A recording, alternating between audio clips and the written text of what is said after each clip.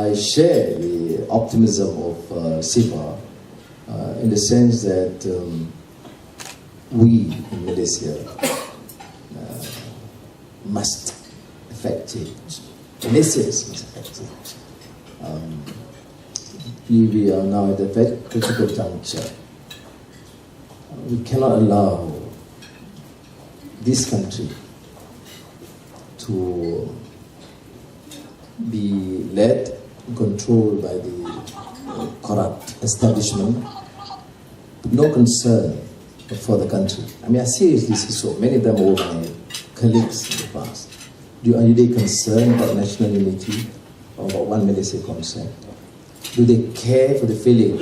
Of course, most Chinese say they don't care for the Chinese, the Indians. I would say as a Malay, they don't care for the plight of the majority of the poor and marginalized Malays.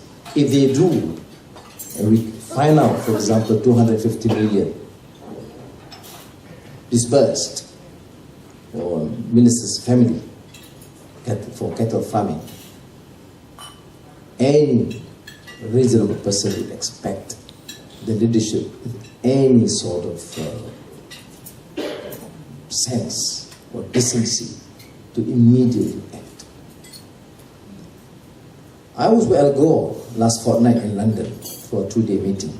Then I served in his advisory board with Mary Robinson in Generations Investments, not the investments, but the advisory capacity to the issues that were raised. He wanted me to speak jointly with him. He was highlighting the issue of Occupy Wall Street.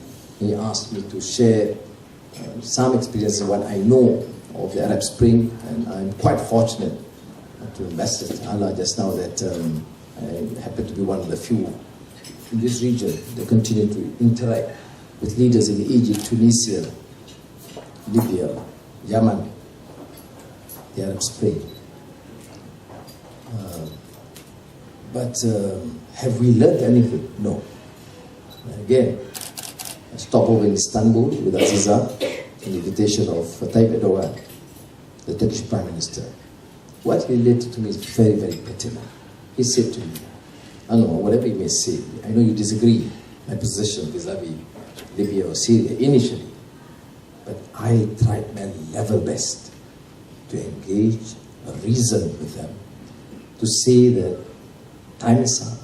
You have to accept that masses want a change, want some measure reform. And you can still continue. And we, friends, will continue to engage with the reformers in these countries, or the dissidents, to allow it to continue on condition you actually and meaningfully affect change.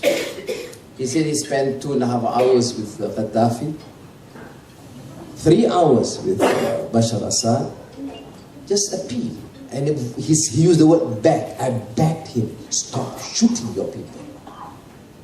But he also told me, and I said, it's quite relevant to you what you have to go through. If you assume or imagine that authoritarian leaders or dictators understand this sort of an appeal, you are grossly mistaken. You can hardly find throughout history, contemporary history to call it, that leaders do actually appreciate and understand. Václav Havel wrote to me when I was in prison. He said, Anwar, you are in prison, but don't ever think that those that imprison you are not actually in prison. They listen to only those selected few. They read what's given to them, and they believe strongly, without any basis or without any scrutiny or capacity to try and dwell or consider some other options.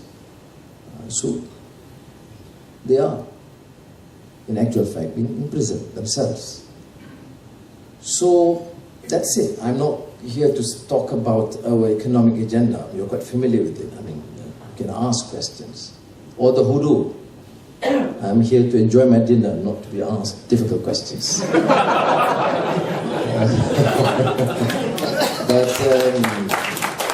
But I will do that. I'll have to do it. Don't envy me. It's a tough experience I went through. I'm still undergoing a series of attacks, which not too difficult, at least to survive. I told my friends in Egypt or Libya, I was in Munich in the last few months. I traveled a lot, and I said, you're not bad. They said, why? Most were just imprisoned in solitary confinement. We survived. We're not shocked. Probably some junior guys being hot or whatever, they disappear. But we have not gone to that stage. So we're still better than you guys.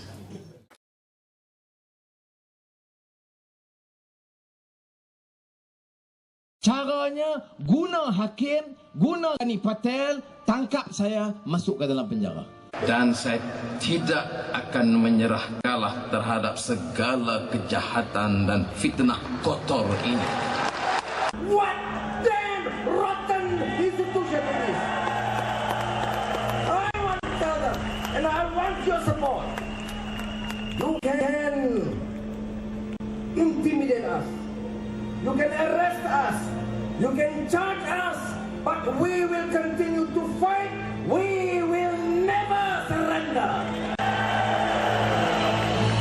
Kes ini langsung tak mengganggu saya. Memang betul peguam-peguam dan saya terpaksa tumpu waktu. Kerana apa saya tak berbimbang? Dia tak berlaku, tak ada kes, dan kita tumpu perhatian untuk angkat martabat dan darjat bangsa kita. Tapi saya nak bagi tahu Datuk Najib, jangan fikir mudah.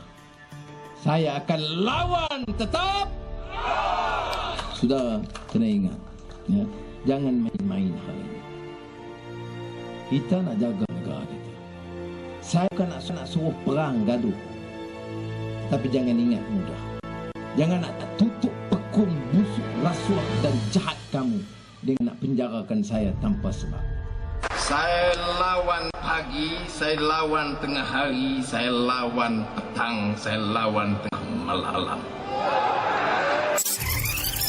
Saya lawan pagi, saya lawan tengah hari, saya lawan petang, saya lawan tengah malam.